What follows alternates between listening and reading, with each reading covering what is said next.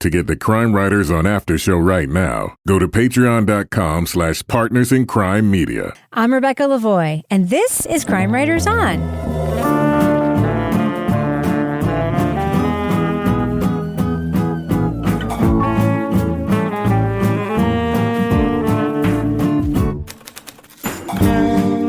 Crime Writers On is the original true crime review podcast that digs into true crime, pop culture, other podcasts. And on this episode, a cult expert and her husband shoot a documentary with a polygamous leader. When they discover his sexual crimes, they keep the cameras rolling to gather evidence against him. We'll talk about the Netflix series, Trust Me, The False Prophet. Joining me to get that done and more is true crime author, TV journalist, and host of These Are Their Stories podcast, my husband, love of my life, Kevin Flynn. Hello, Kevin. Hello, Rebecca. How are our other wives doing? Well, we've got a whole bunch of other podcasts. That's true. That'll be bringing them in one after another. That's right. Also with us, private investigator, certified pet detective, resident cat lady, and author of The Final Curtain, it's Laura Bricker. Hi, Laura. Hey, Rebecca. And finally, it is our captain of all things cynical, author of the City Trilogy, host of Rip Current, More Like Ancient Phalians, Strange Arrivals, and our Patreon Deep Dive Book Club podcast, Toby Ball. Hola, Toby. Hola, Rebecca. So, Kevin, this is Monday's program. It is. What's coming up on Thursday's show? Yeah, on Thursday, we're going to talk about this series from the Atlanta Journal-Constitution. It's called Who Blew Up the Guidestones? Oh, big mystery. The question mark and everything at the end of it in the title. Wow. Can I jump in with a correction for just a second? Of course. So last time we were talking about the new theme song for Toby Ball's Deep Dive Book Club, right? And this was a passing comment that Toby made about he wanted a Iron Maiden style version of the Crime Writers On theme to go along with his Deep Dive Book Club podcast. And among the people that responded to the call was our longtime listener and great friend to the show, Jeff Brumley, who came up with something, and we played it on the show, I think it was last week or the week before. And I have to say that apparently I played the wrong thing. Oh, you played the other guy's thing? No. No. Jeff sent me something, but he also sent me something that AI created. And I played that. And I got to say, AI is not bad. You know, I mean, like you said, do some Iron Maiden stuff. So let me just play a quick clip of Jeff's actual composition.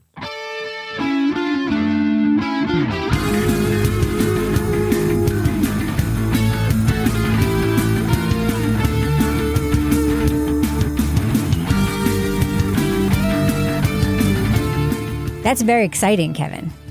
Yes, it is. Pretty amazing version of the song. I need a theme song. I think so, too. What's the Bricker?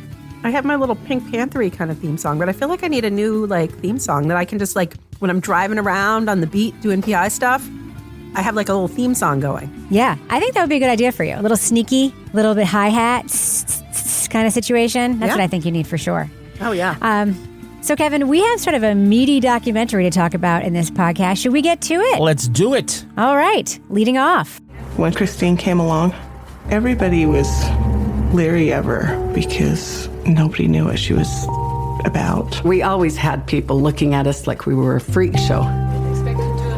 So there was a lot of speculation among our people that they were just here to do something for TV or write a book or something. When Dr. Christine Marie and her videographer husband moved to Utah, they befriended members of the polygamous FLDS church. With the community's former leader now in prison, Samuel Bateman claimed to be their new prophet and took on 20 wives. Concerned about the underage girls among them, Christine convinced Bateman to let them film a documentary about him. Maybe if we spent more time with them and developed a relationship with them, maybe we would see what was really going on. Was he sexually abusing any of these girls? The couple recorded evidence that Bateman was trafficking the girls, but local police were reluctant to take action. Meanwhile, Christine worked secretly to convince the young wives and the parents who allowed the marriages that they were under the spell of a false prophet. This is we're adults, we're parents, and we're following a false prophet. And he's leading us right to hell, and I'm not going to go there anymore. The Netflix series Trust Me, The False Prophet provides a look at Bateman's crimes from the perspective of the filmmakers embedded in his home. Featuring their original footage along with new interviews, it shows Christine's efforts as a double agent, using the documentary to gather evidence while trying to free his devoted victims from his grip. Spoiler alert, we're going to be talking about plot points from Trust Me, The False Prophet. So if you want to remain spoiler-free, go to the estimated time code in our show notes for our thumbs up or thumbs down reviews. And a further note, I am the host of Netflix's You Can't Make This Up podcast, and I interviewed Christine Marie, but I promise you that has not influenced my review. Did she do any ventriloquism when you were interviewing her? No, she did not do any ventriloquism. Oh. She didn't. And I also, by the way, very proudly refrained from telling her how much she looked like Jerry from Succession, J. Smith Cameron, the actor. I'm like, oh, yeah. She has such Jerry vibes. Anyway. All right. So let's talk about this documentary. Toby. Yes. This is a non-law enforcement regular person with an experience with this particular church, really deciding to do something about what she saw as an injustice. And the main injustice she saw, she says, is that people were really othering this community, especially in the wake of the scandal around it. So what do you think about what she decided to do, how she decided to take action? Yeah, so it's interesting because, I mean, it is kind of the citizen sleuth kind of thing, and you don't know until later, like, why this might be a personal thing for her, but they show up and they're going to film this documentary and just talk to everybody. And then they run into Sam Bateman and suddenly realize that that's really where the story is. But she talks at the very beginning about, you know, I can't remember exactly what she says, but something along like, these people don't think they need help, but they really fucking do. I don't know. I thought it was good to put it there because my initial reaction is like, all right, so you're just going to come in and like set these people straight about how the way they should do things. It kind of like had a tinge of like white savior complex about it or something. But in this particular case, especially when they get to meet Sam Bateman, it's like, all right, that's fine. You should be telling these people that they got to stop what they're doing. Like, exit the ship now. Yeah. I mean, this is a case in which maybe imposing your values upon this community is a good idea. You know, they embed themselves in this community, which is really, really weird. Like, this is a year and a half, or I don't know how long they were there. But that must have been very strange. They still are there. They're still there? Yeah, she's friends with all these people. I mean, her whole thing was they are people. No one sees them as people. I do. And I used to be under the thrall of a leader just like they were. And I just want to be of assistance. I mean, that was her first thing, was literally making a documentary about how normal they are was her first mission. And so, yeah, she still lives there. That's interesting because I mean, it's like, I get what she's saying. And I think there's this case of othering people who aren't like complete mainstream. I mean, we talked about it as far as like fundamentalists in Appalachia and stuff like that, like how they get othered. This seems a little bit different to me in some ways because it's so transgressive against laws. Yeah. So they do seem to me to be other. Like, you can be nice and be other. You can be a person. Like, that doesn't rob you of your humanity. But they are living in a community that accepts what's going on. And it doesn't seem like it's a huge secret, right? So it's an interesting situation that they put themselves in. Laura, what do you think of Christine's background and how that affects her choices and her decision to be there? But also, like, generally speaking, what do you think of her? She's fascinating. Like, I couldn't look away from wearing pink all the time. She's like a Barbie crusader or something. All this other stuff about her starts to trickle out, like the ventriloquist stuff. But I just found myself thinking about this case would never have gone forward if she had not done this. These people would never have trusted anybody, and they would never have seen that something was wrong. And I was like, good on her, because to actually see this case through to its conclusion, I don't think it would have happened any other way.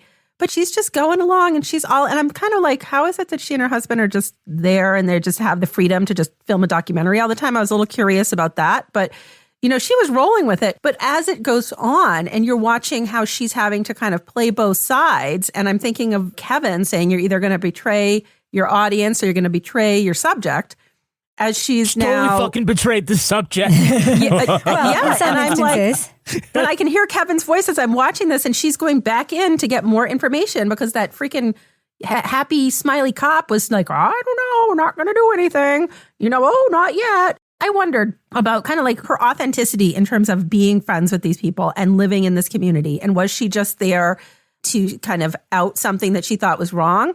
Or was she there for genuine reasons? And I think you see by the participation of the people in the community that chose to be in the documentary that she's still friends with these people. And I thought she's a fascinating person. But why the pink, Rebecca? Did you find out when you talked to her? That's her. Well, she didn't make this documentary. This documentary made by somebody else about the documentary she and her husband were going to make and then decided not to make in lieu of collecting evidence against this dude. So she didn't betray anybody. Honestly, she didn't personally betray anybody, but whether or not she betrayed them in real life, I think that's the question. But she told me that she had a dream of being Miss Rachel. You know who that is? Like the children's entertainer. And so, her ventriloquism, she worked in education and she had this like closed, what is it called? TV show. What is it called when it's local? Community access. Community access. Yeah, she was doing all this stuff. Then she married this abusive Mormon guy who basically snuffed out her light. Except I still think she has the aesthetics of like a Miss Rachel. What do you think of her, Kevin? Yeah, I'm with all you guys. I think that she's totally fascinating with her pink cowboy hat and everything like that. And her backstory, yes, I wrote the note. Ventriloquist. One of pageant girl. I mean, one of the sad things, like she went through all of this physical abuse and emotional abuse and was humiliated. And like one of the saddest things to me was that she was forced to give up her ventriloquist. I mean, like on the big scheme of things, that's small, but it's so sad to me. And the story of her own false prophet, when we get to that, I mean, it's hinted early, but when we get to that, you do kind of see a little more of her motivation, her personal campaign here. But I think that like her relationships with the women of the FLDS community that she lived in, I think they were totally genuine. She seemed to have a real care for them, whether or not that meant coming in like, I'm going to come in and I'm going to save all these people from polygamous marriages and stuff like that. I mean, I want to say it seems a little bit like... And sex trafficking, by the way. But it seems a little bit like at the time that they moved there, right, which was after Warren Jeffs went to prison, that there was kind of they were languishing, but as far as there was sort of a stability, if in anything, like nobody can get married, right? Right, but they're losing their houses. That was the thing. They're in their houses, right? So there were no more underage girls marrying into these situations. Or so we thought. And then Samuel Bateman comes along and he's like, okay, I'll do it, you know, and that's, so it didn't appear like they moved there to get Sam Bateman. No. Right? It just sort of like, they're here and we're doing this thing where you can sell muffins and support yourself because of this and that. And anyway, there's a lot more to dig into her story. Yeah. But the fact that she was able to use her story, not just as motivation, but as a teaching tool. Yeah. To get some of these people who are so ingrained in this culture and so under the influence of charismatic people, to get, I think her name is Julia, to get specifically Julia to see that, the parallels between her abusive relationship and the relationship that Julia and her daughters and the rest of the community were in with Bateman. He said I had to go through tests first to be worthy of being the prophet's wife. This whole underlines part right here. Does that remind you of Samuel? Yeah. A lot of it does. It's disgusting. Yeah, it's interesting because one of the reasons she moved there also was because there's this thing going on where all these women were losing their houses. All these people were losing their houses because of Jeff's being gone. There was something that happened and it was, all this stuff was going on. And I wondered, I did get the answer to this when I talked to her, over whether or not when she sort of pointed out what Sam Bateman was doing, were they upset because of the trafficking or were they upset because no one was supposed to get married and he was breaking Warren Jeffs' rules? The answer is the second one. They only later became upset about the trafficking. Their first being upset was the commandment of our master, which is to not get married and not have children and not do all this stuff. And she, even though they may have had a misguided reason for knowing it was bad, she then used that reason to then teach a little bit more about, why this wasn't great.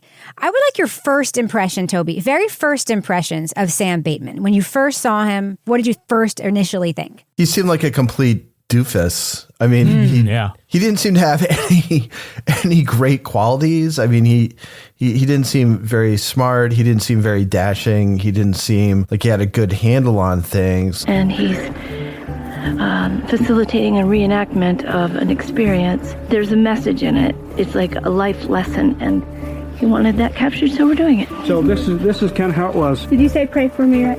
Yeah. You said I didn't say that, did I? Should we do that one again? Yeah. Pray for me. I think one of the whole mysteries of this whole thing is how a guy who seemed that limited, and like, it's not just the impression you get from watching this.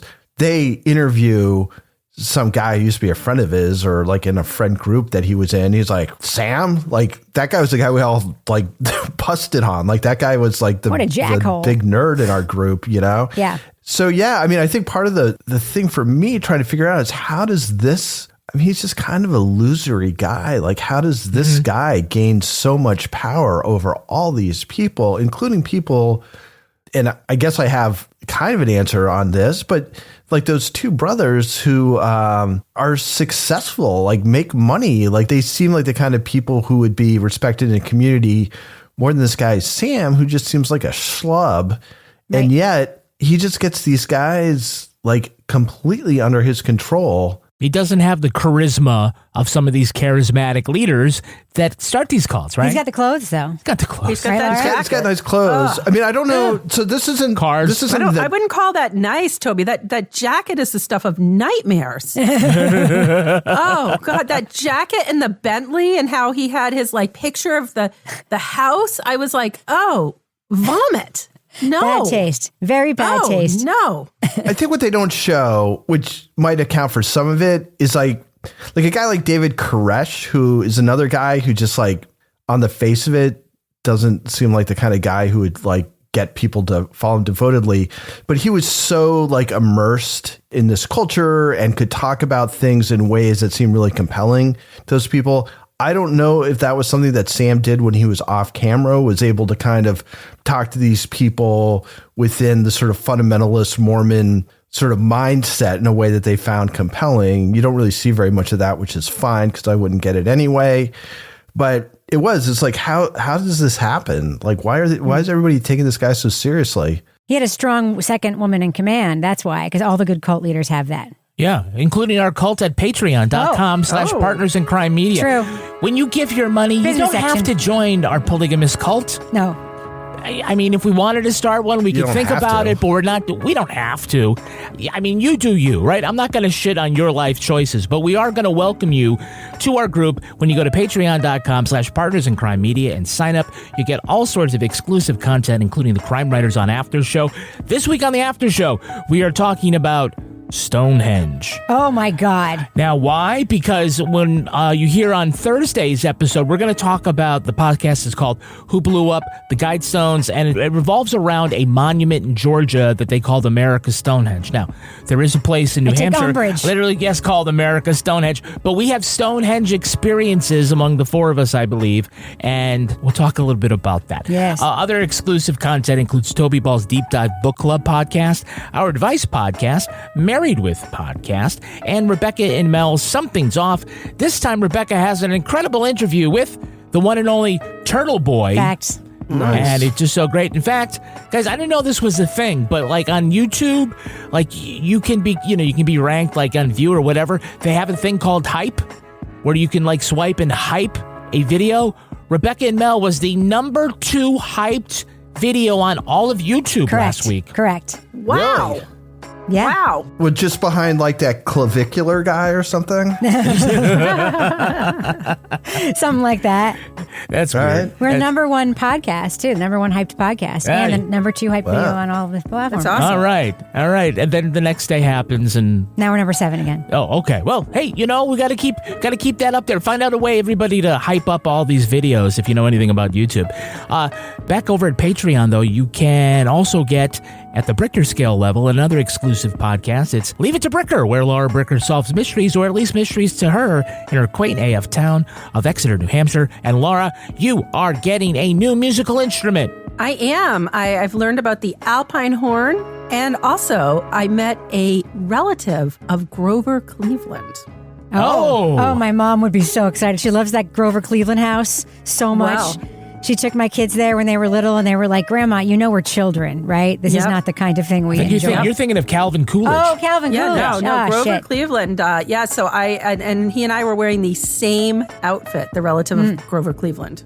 Not you and Grover Cleveland, but the relative. I was about to say. No, it was his grandson. It was wild. Oh my goodness gracious. Well, I can't wait to hear that. And also, if you join us at the Deep Diver level, you get to be an official sponsor of Toby Ball's Deep Dive Book Club podcast. Toby, your last discussion was the book, This House of Grief. Tell us about that discussion. It was really interesting. It was with Barbara O'Brien, who is at Michigan State, and then Elise McGovern, who is Australian. And this is about an Australian case, which I guess was controversial. It was super interesting in that, sort of finding out things that happened in this trial. Like the whole book is just basically about this trial that would sort of lead Barbara or people who are thinking in that way to really question whether the evidence really points sort of beyond a reasonable doubt to this guy being guilty. So that was an interesting conversation. It's a little bit different than a lot of the conversations we have. It was more about the case, but the writing in the book is just top notch. Amazing. Really interesting. Did last week, by accident, did I happen to pick Barbara O'Brien as one of the Patreon? You did. Yeah, I told her to listen to the Thursday show. Yeah. Yeah. It came up. He mentioned it in the show. Man, it's just so weird. Like the coincidence of that. Yeah. It reminds me of I don't know, sometimes it's just like, oh, these people have been helping out and supporting for a long time. And then, it's like, oh yeah, our Patreon patron saint is Lee Bardugo. Yeah. And I didn't know that she was the author of Six of Crows, but Toby's kids read her, so that's how that ended up. That's right. I ended up saying, oh, all right, one of our more famous patrons, and I didn't even know her. Yeah, you're going to pick Jenny Lawson next. Did Jenny join us on Patreon? No, but you know who joined us on Patreon? Oh, who else joined us on Patreon? Isolda, the host and reporter behind Adults in the Room, the podcast we reviewed last week that we all loved. She said we are her people. Yeah, we are her people. If you feel like we're your people, we'd love your support at Patreon. Just go to patreon.com/partnersincrimemedia and just click a few things. Help us out. We appreciate it. All right, Kevin, does thus end our business section? Thus ends the business section. Let's go ahead and fade that music out.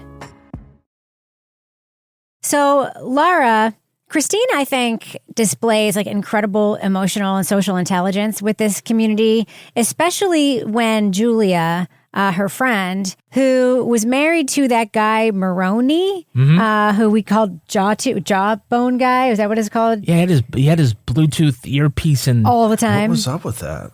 Yeah, I don't know. He was from 1997 or something. He's on the move. He had people to talk to, places to go. Exactly. But Julia does this thing that I think of as separating one of the sheep from the herd. And she kind of comes over to Christine's house, and Christine sort of recognizes that there's an opening there, and they have this really meaningful conversation. What did you think about that moment in the documentary? Because that was sort of like the little crack that she stuck her hand in and kind of opened wide up. That, to me, she was so brave, that woman, to trust Christine. I sensed that Christine was making herself available. I did wonder if she was the one I could go to and ask for this help. And then I caught myself and I'm like, there's no way, you cannot say this. But, I'm thinking of her, and she's showing up and she's kind of picking up sticks in the yard, and she has the one little boy with her. And Christine is I felt like she had something to tell me. And I'm like, we would think alike, Christine, because I would have been like, what is this lady doing here? But the way that she really handled it very tactfully, and she didn't force it, she gained her trust. She realized there was more to the story, and things started coming out. But I was just thinking, if you had grown up in that religion and you did not have any other experience, and at the same time, this is not right. And you're also, later when Julia's talking, she's realizing that women can have opinions. And I'm thinking the fact that she had the ability to say, hey, something's not right here. I'm going to talk to this woman because she's been nothing but kind. And then to proceed to talk to the FBI woman. And then to be kind of in on the plan as things are unfolding. That part was pretty remarkable to me because I'm just thinking, you only know what you know. What was it in that woman that made her have that gut feeling, that instinct?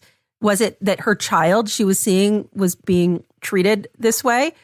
But other children, I'm sure there's other stuff that's happened that they're not, isn't great. So what was it about her that gave her that ability to say, okay, I'm going to stand up against this. This isn't right. And then to hold firm, because that's scary as that is playing out, and to be able to see that through. I just thought it was remarkable. This woman, good for her. I was kind of curious at the end when we saw the other favorite wife who is now in plain clothes. I was like, oh, is she also going to go into plain clothes? But she didn't. She didn't leave the religion despite this. She stayed, but she also broadened her perspective in a way that I think we don't necessarily immediately think of people that are raised in that sort of very narrow window of having that sort of ability. Yeah.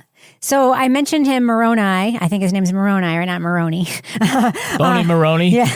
Moroni, Toby, was one of the two men that basically gave a bunch of money to Sam, but also was one of the people that was part of his sex trafficking situation where, he would have sex with their daughters. He said that he was told to let his wives have sex with them while he watched or whatever the hell was going on.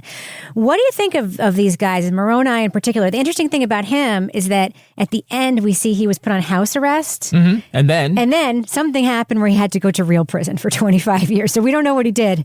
But what do you think of that guy, Toby?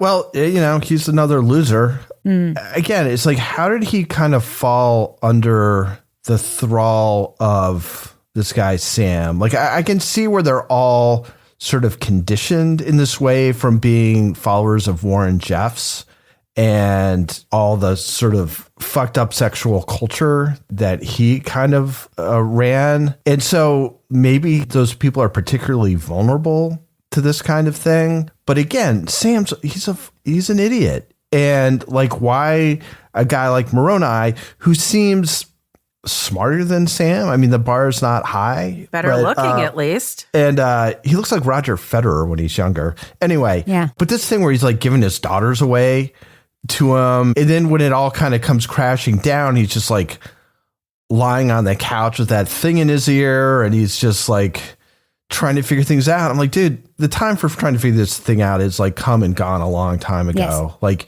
You made these choices. Again, it's hard to put yourself in that mindset because that sort of sect, the belief system is way outside anything I've been associated with. But did you not have questions? How'd you fall down to the point where you're trafficking your daughters to this guy who's got 18 wives or something? Yeah. But with all the men, I mean, there's not a man in that little group who comports themselves in a way that's in any way acceptable at any point. Yeah. Kevin, Christine gets this incredible piece of audio when he asks, Bateman asks her to go for a ride in his Bentley with two of his wives, and her husband is there too. And he tells her this story basically about how he trafficked the two wives that are in the car to other men and watched. And I should be there watching.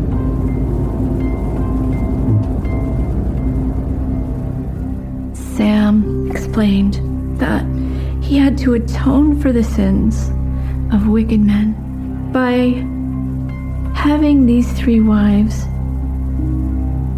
have sex with them. She then turns that audio, because she's like, I've got him now. I have the evidence that he's doing real bad shit. She takes that tape to the cops, the local police.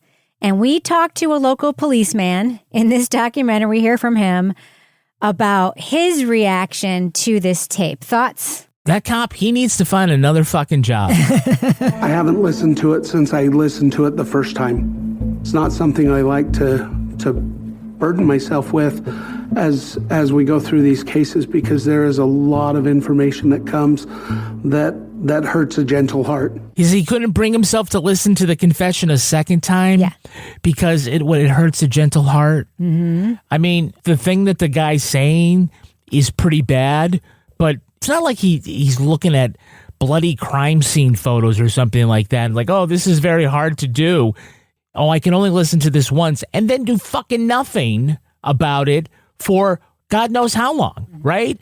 You know, you almost would be thinking like, oh, in one of these communities, maybe he's just too close to the church or whatever. But, you know, I mean, because this is the fundamentalist LDS, not regular LDS, you know, it's like, I'd probably not. It just took forever to get to the FBI. Yes. Because then the FBI is like, the fuck?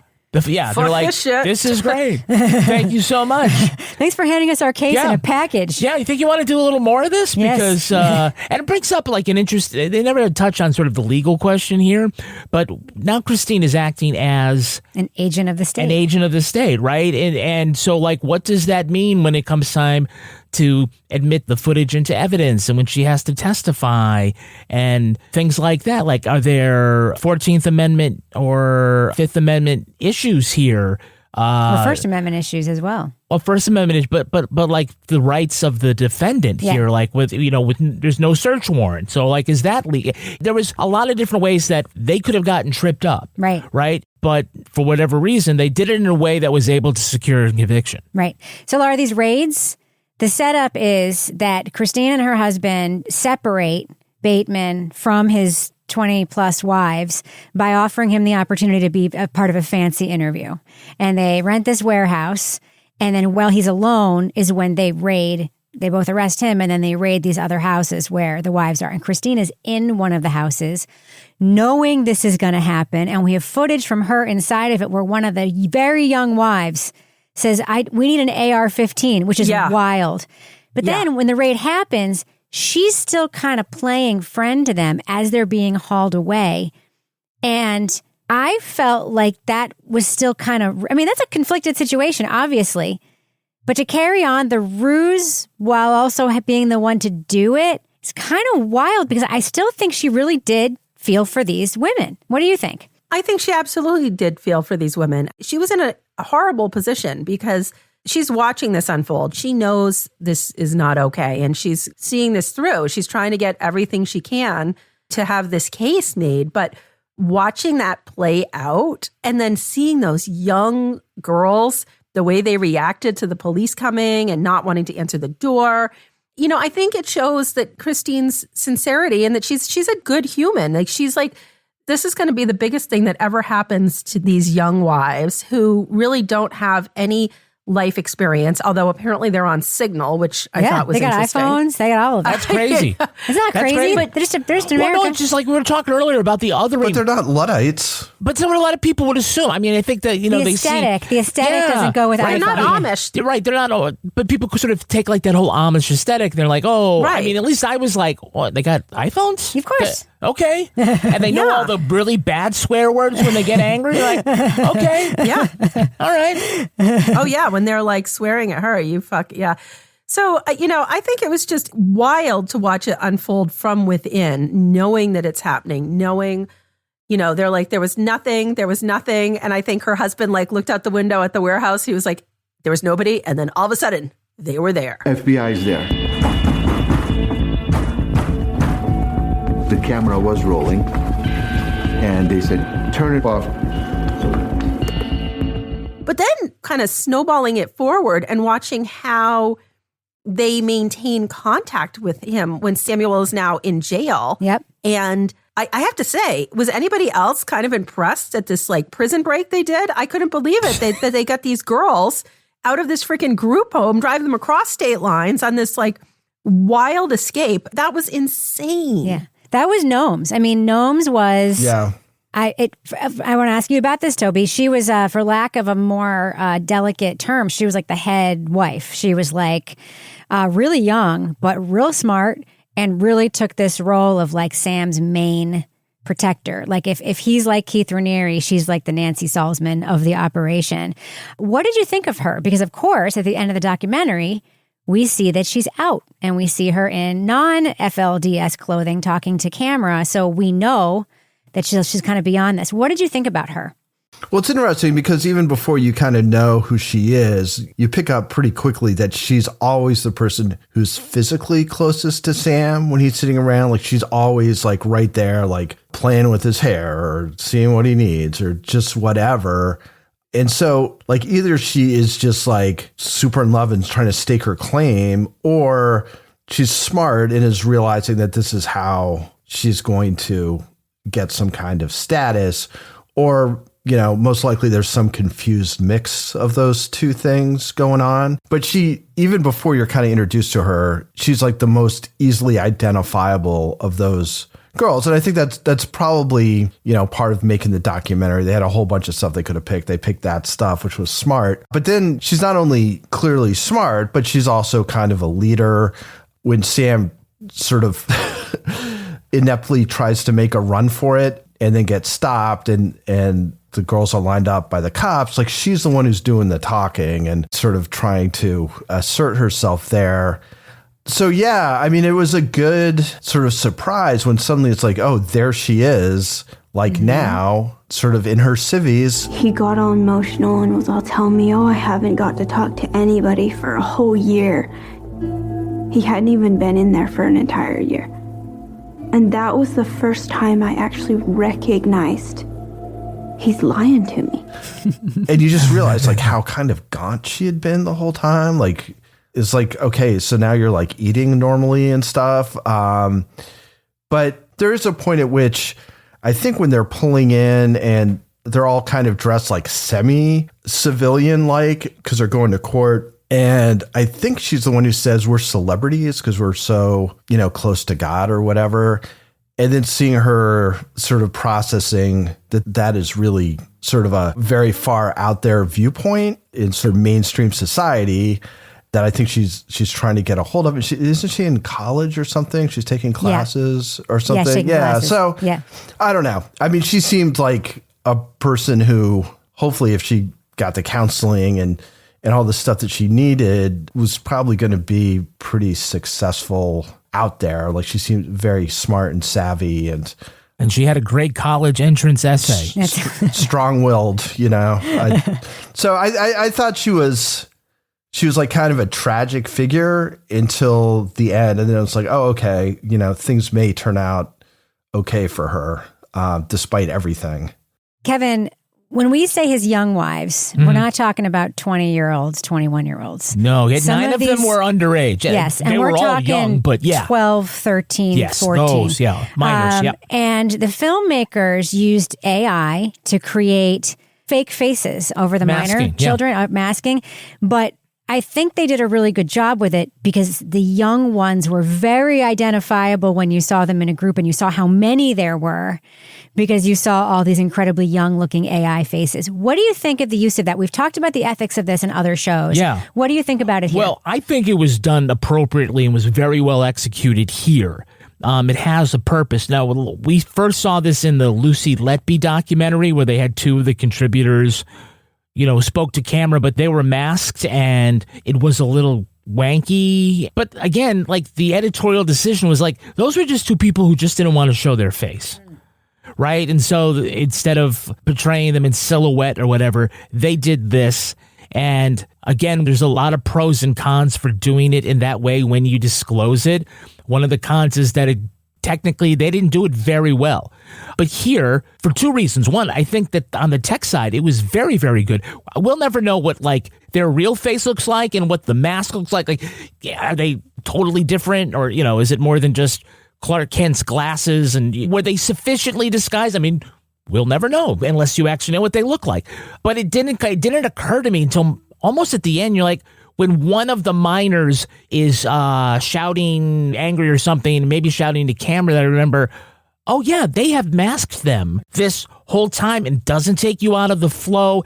But you must do something because they are minors and they need to be protected. So there is definitely a purpose to it and a necessity for doing something like that. And in this case, it is both executed well and done appropriately, as opposed to in the Lucy Letby thing. It just looked like, video game characters were talking to the camera. All right, let's do what we do. Let's let our listeners know, should they check out Trust Me, The False Prophet on Netflix? What do you think, Laura Bricker? Thumbs up or thumbs down for this docuseries? I'm going thumbs up on this. This is one of those shows that's definitely a hard watch. It relates to sexual abuse of underage young girls. And, that's not something that's easy to watch. However, we have a protagonist in this documentary, which is a documentary within a documentary, which is super interesting. And that protagonist, who really is at the center of facilitating change and assisting people without giving away too much, is a really fascinating person. And it's somebody that, you feel like empowered when you're watching this, because you can see that sometimes law enforcement isn't going to do what they should do in the timely way that you would hope. But there are people out there that will stand up for things and advocate for things that are wrong. And also, this was a super cool protagonist who was wearing like a pink cowboy hat the whole time. But I think anytime we cover something that's related to, I'm going to just call this cults, there's a lot of similarities. And in this case, I think seeing this through resolution, I actually would have liked to see one more episode to see a little bit more follow-up where some of the people in this landed and sort of what happens next. I don't ever say I want more, but I could have done one more episode on this. So it is a thumbs up. Toby Ball, thumbs up or thumbs down for Trust Me, The False Prophet? Yeah, I'm a thumbs up too. I mean, it's interesting in that you're watching, there's like one step of remove, right? You're like watching this couple who's documenting the stuff that's going on. So you're watching people make a documentary. So the documentary is about the making of a potential documentary. I just thought that was an interesting way of framing this, because it allows you to see like there's kind of two groups of people that are sort of involved, and you can kind of step away from it a little bit and watch how it plays out. As Laura said, the woman who's sort of running the show on the documentary that they're making is a compelling character, very compassionate, and also like very kind of mission driven, like really sort of locks in on what she wants to have happen. And I don't know. I just thought it was interesting as sort of the story of the protagonists because it just isn't their documentary. You get to see them more as protagonists going about what they're doing. And to me, I thought that was kind of part of the real strength of the documentary and what kind of sets it apart from other things. Because if you just kind of shown what they were documenting and had that be the show, I don't think it would have been quite as interesting as having them as being characters and you're not really sure what's going to happen with them and stuff. And I kind of felt that added to the sort of tension and the complexity of it. So anyway, yeah, I liked it a lot. I'm a big thumbs up. Kevin Flynn.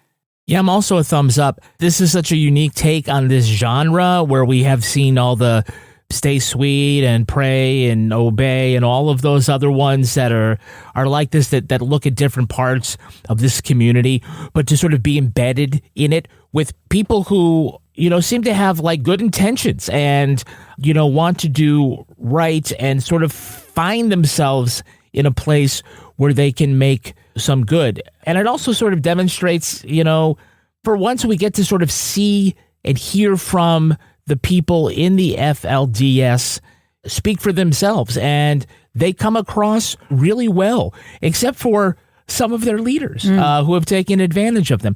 But this is really Christine's story. She is, one of the two documentarians here. And I found this story to have sort of this redemption arc to it for some of the people of this community and for Christine herself. So that made it really empowering. So as far as these documentaries go, again, you could say, oh, here comes the latest, but this one really sets itself apart, not only from its point of view, but from, the emotional connections that we have with the different protagonists. It's far more complex and rich, and I think it's definitely worth a watch. So I'm coming in with a thumbs up. Yeah, I loved this docuseries. I absolutely loved it. And, Kevin, I think you mentioned the redemption arc situation. It's also in many ways like an arc or a closing of the circle for Rachel Dretson, who actually directed this documentary about the documentary. She made Keep Sweet, Pray and Obey, which was sort of about the downfall of Warren Jeffs. And we sort of saw in the community, and they were, it was a bizarre look into the power he had and the isolation there. And when Christine decides she wants to do something about showing them as real people. Rachel Dretson, again, is the director of that documentary. And I think that that's super interesting. One note about how this was made, Christine was not present for any of the interviews of any of the subjects in the documentary. This was not a collaboration. This was a look at her. And so I think that's one of the huge reasons why it works. I know along the lines of things that I've loved very much, like Great Photo, Lovely Life, or Murder on Middle Beach, or The Program, what we have here is a protagonist, now not the actual maker of the film, but the protagonist of the film, who started doing one thing that turned into something else entirely. And it's just so deeply human and lovely. And I think with a less compelling woman at the center of it, we might not fully buy her mission-driven attitude and the reasons why she went in. And after watching this documentary, even before I interviewed her, I completely bought it. And I was very, very moved by the whole thing. So I predict this will be in my top 10 list at the end of the year. I'm a huge fan of this documentary, and I really recommend, if you haven't watched it, you may have, because it's very popular on Netflix right now. You definitely should check out Trust Me, The False Prophet. Now it's time for my favorite part of the podcast, a little something I like to call the Crime of the Week. Crime of the Week! Police in Tanzania are telling the public that no, people are not having their genitals stolen, but they have arrested 10 people for making those claims. The situation started as a rumor on social media that men were losing their meat and to veg when someone touched them on the shoulder. 5 so-called victims came forward saying their genitalia had vanished, but after a brief inspection, authorities assured them that their pocket had not been picked. In the following days, several more men came forward accusing others of stealing their twig and berries. Authorities say, again, it didn't take much police work to determine those accusations were unsupported. Those arrested include a gang of bikers who surrounded a man's house and demanded he give back the family jewels he stole. Officials say they're concerned about the rising threat of violence around the rumors, and they need to educate the public. So, panel, here's my question for you. Laura Bricker, what will the police in Tanzania do to stop the crime of junk theft? This is so wild. I have so many things to say about this. Number one, what are they consuming to make them hallucinate? But number two, they're going to have to institute a public service campaign like breast exams for women, for men. Like, okay, please stop and check your penis before you call 911. Okay, there it is. Case solved. What do you think, Toby? What will police in Tanzania do to stop this crime of junk theft? I think reinstituting the eye for an eye punishment. Wow. What do you think, Kevin? They will dust for fingerprints. Yeah, I agree with Laura. I think there's going to be a campaign, and the campaign's just going to say, look down. All you got to do is look down. All right, Laura Bricker, if folks want to reach out to you and say hi to you on social media, how can they find you there? You can find me at Laura Bricker on Blue Sky and Instagram. What about you, Toby? I'm basically just on Instagram these days, and that's at TobyBall603. What about you, Kevin? I'm at Kevin P. Flynn. You can find me everywhere across the platforms at Reb Lavoie. You can find the show everywhere at Crime Writers On. Get everything special that we make at patreon.com/Partners in Crime Media. That's the very best way you can support this podcast. Also, you should sign up for our free newsletter at crimewriterson.com. Our theme song was composed and performed by Tyler Gibbons, and our editor is the terrific Livy Burdett. The EP of this show is Kevin. This show was recorded in the Caitlin Rogers Project Studio, also known as Studio C, the closet in our New Hampshire basement, where we also kept our iPhones in the pockets of our home-sewn prairie dresses. On behalf of all the crime writers, thanks so much for listening. We will catch you later. Where's Toby? Can you guys see Toby? Hold on. Yes. Yeah. Toby's there. Are you having so I have this weird screen for Toby. It's like a white screen. I'm going to take a picture. It looks crazy. Crazy Toby. That happened to us a couple weeks ago whenever you guys were both black. Yeah, no, Toby's like white. It looks like there's like a giant, I don't know. It's super weird. Did that fix it? Nope. All right. Giant what? It's okay. Oh, now he's back. Yeah. He's a giant. You think Toby's a giant white? Laura. Laura, that's racist. All right, we're running along. Yeah. That's your outtake for your video. Yep. You ready?